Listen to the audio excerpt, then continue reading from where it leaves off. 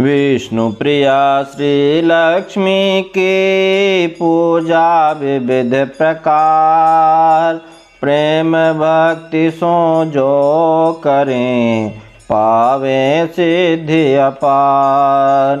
सर्व कलेश हारिणी सुख संपत्ति दातार, गजरथ वाहन दायिनी अरु मुक्ता मणिहार।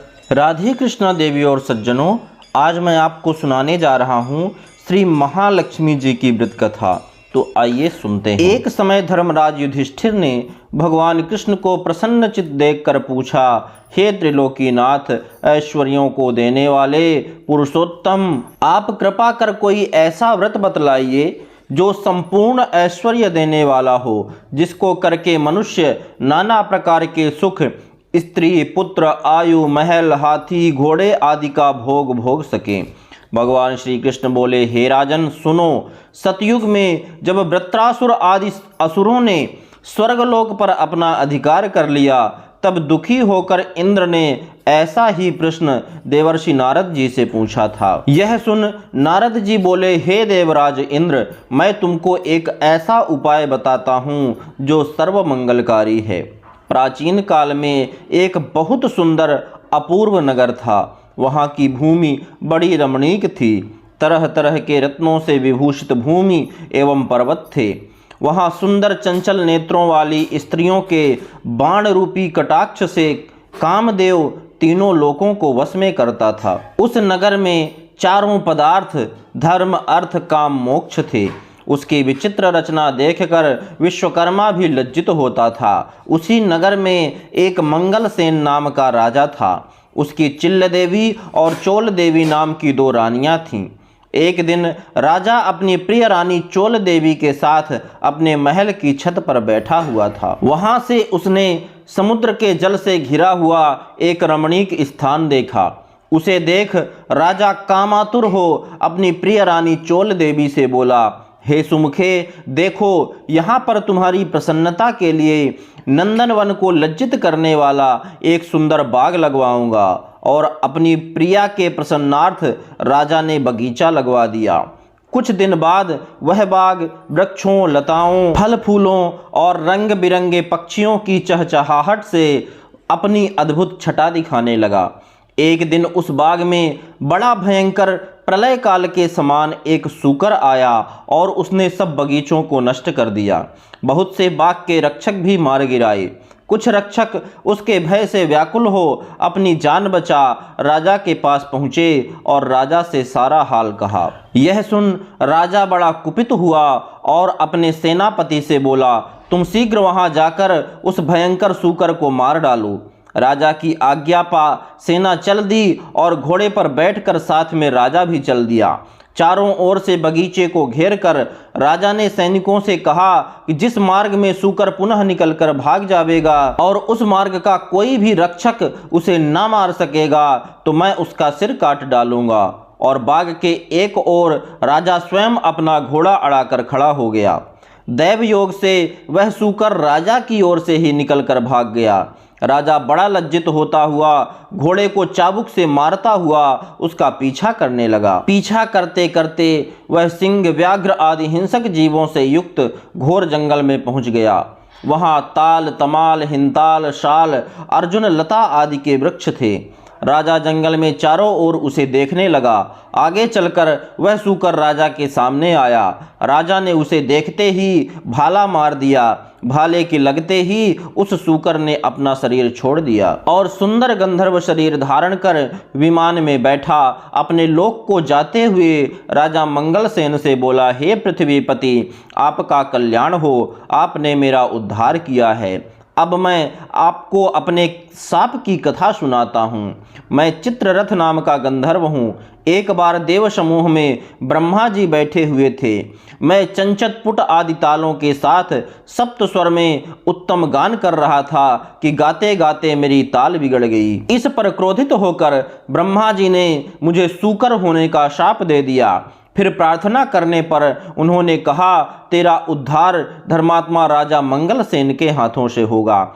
अतः आपकी कृपा से अब मैं अधम योनि को छोड़ अपने गंधर्व स्वरूप को प्राप्त हो गया हूँ। हे राजन, मैं वरदान स्वरूप देवताओं को दुर्लभ चारों फल धर्म अर्थ काम मोक्ष का दाता एक व्रत बतलाता हूँ।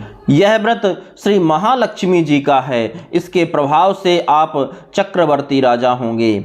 अब आप अपनी राजधानी वापस जाइए। नारद जी बोले, हे इंद्र, इस प्रकार वह गंधर्व अंतर्ध्यान हो गया। राजा मंगलसेन अपनी राजधानी को वापस लौटे कि मार्ग में उन्हें बगल में मृग चर्म लिए एक ब्राह्मण पुत्र अपनी ओर आते नजर पड़े। राजा ने मुस्कुराते हुए उनसे बोले, हे बटुक, आप देवता, दैत्य, गंधर्व या राक्षस में से कौन हैं? मुझे सच सच बता दें जो आप इस घोर जंगल में आए हैं। यह सुन ब्राह्मण पुत्र राजा को आशीर्वाद देते हुए बोला, राजन, मैं आपके ही देश में पैदा हुआ हूँ और आपके साथ साथ ही यहाँ आया हूँ, अतः मुझे यथाशीघ्र जाने की आज्ञा दीजिए। भगवान श्री कृष्ण बोले, हे धर्मराज, इस प्रकार पूछने पर राजा ने कहा, हे विप्र, तुम्हारा नाम आज से नूतन होगा। अब तुम किसी सरोवर में से ठंडा जल लाओ। राजा की आज्ञा पा वह नूतन राजा को एक सुंदर वृक्ष के नीचे बिठाकर आप घोड़े पर सवार हो जल की खोज में चल दिया। आगे चलकर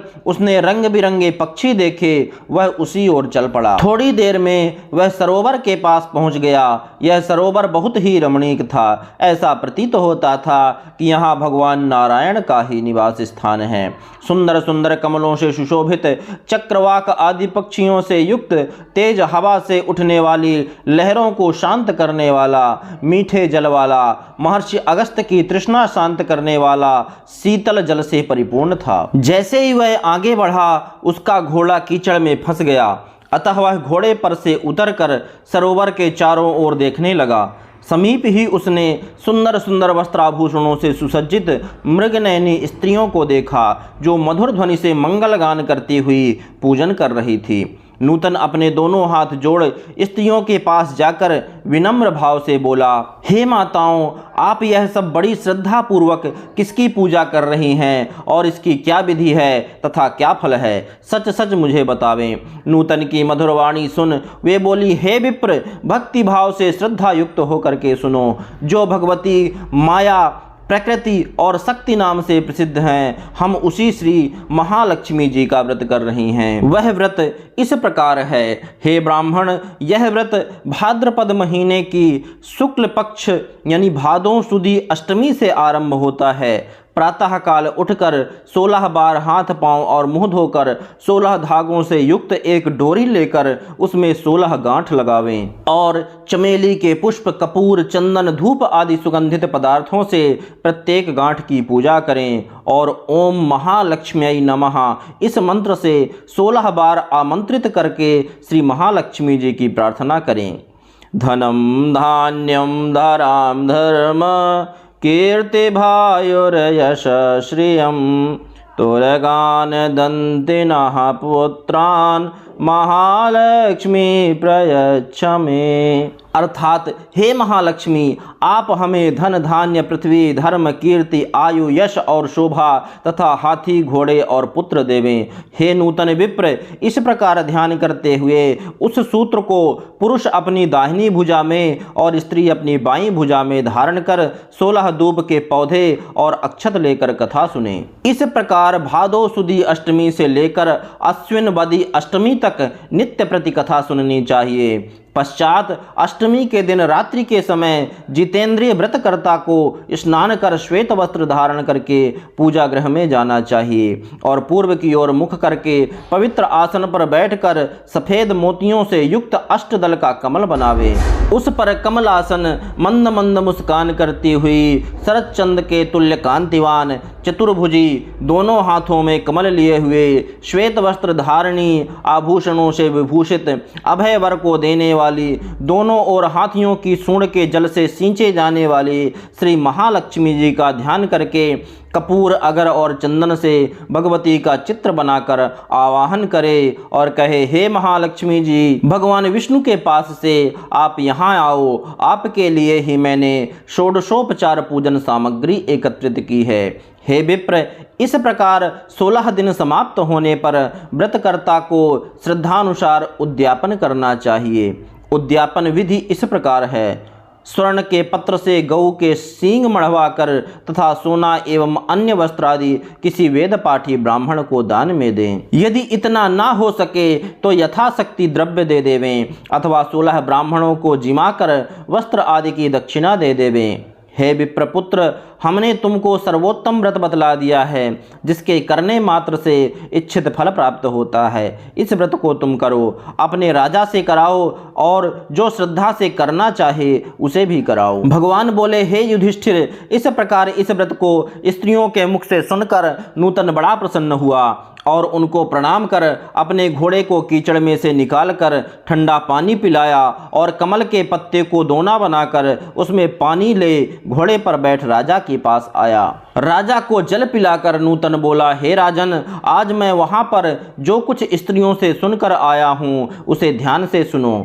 इस प्रकार सारा हाल सुनाकर उस व्रत को नूतन और राजा दोनों ने किया। इस व्रत के प्रभाव से ब्राह्मणों में श्रेष्ठ ब्राह्मण नूतन और राजाओं में श्रेष्ठ राजा मंगलसेन हो गया।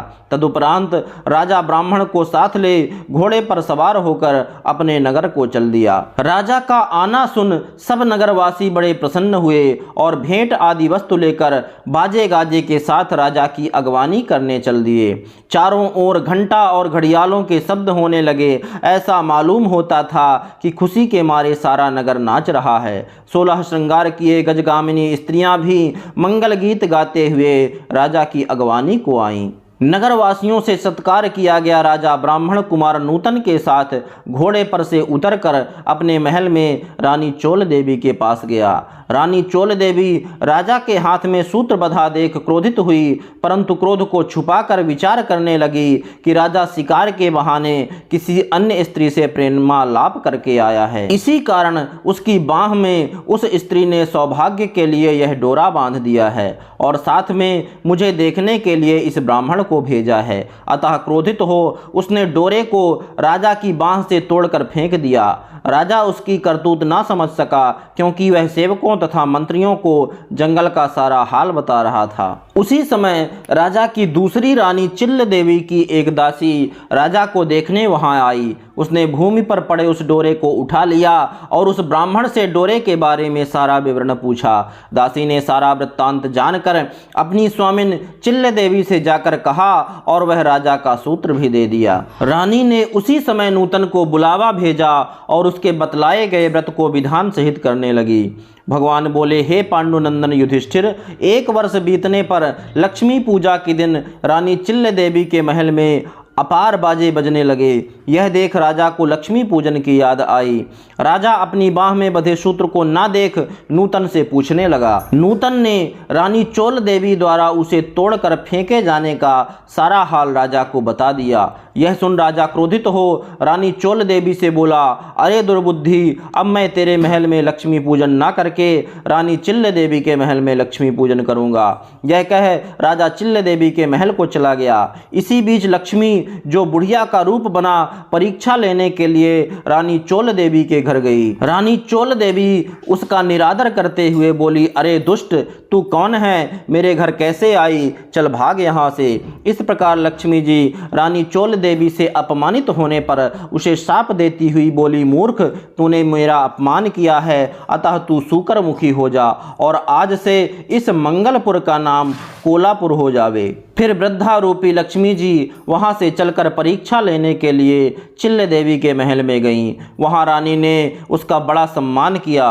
रानी से सम्मानित हो लक्ष्मी जी ने वृद्धा का रूप त्याग साक्षात अपना लक्ष्मी स्वरूप धारण कर लिया। यह देख रानी चिल्ल देवी ने लक्ष्मी जी को साष्टांग प्रणाम कर बड़े प्रेम से नाना प्रकार से उनका पूजन किया। भगवती लक्ष्मी चिल्ल देवी से प्रसन्न हो गई। तब चिल्ल देवी बोली, हे सुरेश्वरी, हे कमलासन अम्बे, जो भी प्राणी इस व्रत को करे और जब तक चंद्र सूर्य आकाश में रहें तब तक आप उसके घर को संपूर्ण ऐश्वर्य से परिपूर्ण रखें, उसके घर में आप सदैव विराजमान रहें और पति सहित आपकी यह कथा सारी पृथ्वी पर विख्यात हो। हे धर्मराज, रानी से भगवती लक्ष्मी तथास्तु कहकर वहीं अंतर्ध्यान हो गई। तत्पश्चात राजा मंगलसेन ने रानी चिल्ल देवी के साथ बड़ी श्रद्धा से पूजन व्रत किया। दुराचारणी रानी चोल देवी ईर्ष्यावश होकर चिल्ल देवी के महल में जाने लगी। वहां बैठे पहरेदारों ने उसे अंदर जाने से रोक दिया, क्योंकि लक्ष्मी जी के शाप के कारण वह शूकर के समान दिख पड़ती थी। वह रानी दिखलाई नहीं देती थी। तब वह दुखी हो जंगल में महर्षि अंगिरा के पास गई। उसकी यह दशा देखकर मुनि अंगिरा ने अपनी ज्ञान दृष्टि द्वारा उसकी बातें जान ली। तब मुनि ने लक्ष्मी जी के कुपित होने का कारण उससे कहा और स्वयं ने महालक्ष्मी जी से उसके अपराध की क्षमा याचना कर उससे श्री महालक्ष्मी जी का व्रत पूजन करवाया। व्रत के प्रभाव से वह रानी पुनः अपने लावण्यमय स्वरूप को प्राप्त कर कीर्ति पाने लगी। तदंतर उसी वन में राजा शिकार खेलने को गया। वहां मुनि अंगिरा की कुटी में रूप लावण्य से युक्त उस अनुपम देवी को देख राजा मंगलसेन बोला, हे महर्षि, अपनी सुंदरता से इस वन को प्रकाशमान करने वाली यह स्त्री कौन है? इसका कारण मुझसे कहो। राजा की बात सुन महर्षि अंगिरा ने उसकी सारी कथा सुनाकर चोल देवी उसे सौंप दी। राजा प्रसन्न चित्त हो रानी चोल देवी को अपने साथ लेकर अपनी राजधानी आया और रानी चिल्ल देवी सहित पृथ्वी के नाना प्रकार के भोग भोगने लगा। दोनों रानी बड़े प्रेम से मिलकर के राजा की सेवा करने लगी। राजा मंगलसेन पृथ्वी के समस्त सुख भोग कर अंत में स्वर्ग को गया और मंगल नक्षत्र के नाम से विख्यात हुआ। नारद जी बोले, हे इंद्र, समस्त व्रतों में श्रेष्ठ श्री महालक्ष्मी जी का व्रत मैंने तुमसे कहा है। जो व्यक्ति इस व्रत को करेगा वह धर्म, अर्थ, काम, मोक्ष चारों पदार्थों का भागी होगा। अतः तुम भी इस व्रत को करो, जिससे धन, धान्य, भूमि, कीर्ति, आयु, यश, घोड़ा, हाथी, शोभा, पुत्र, पौत्र इत्यादि प्राप्त हों और तुम्हारी कीर्ति फैलती रहे। इंद्र नारद जी को प्रणाम कर अपने लोक को गया और व्रत किया। भगवान श्री कृष्ण बोले, हे युधिष्ठिर, नारद जी ने देवराज इंद्र द्वारा पूछे गए श्रेष्ठ व्रत को मैंने तुम्हें बता दिया, जो सांसारिक और पारलौकिक सुखों को देने वाला है। अतः तुम इस व्रत को करो। इति श्री भविष्योत्तर पुराणांतर्गत श्री महालक्ष्मी जी व्रत कथा समाप्त। बोलिए महालक्ष्मी मैया की जय। भगवान श्रीमन्नारायण की जय।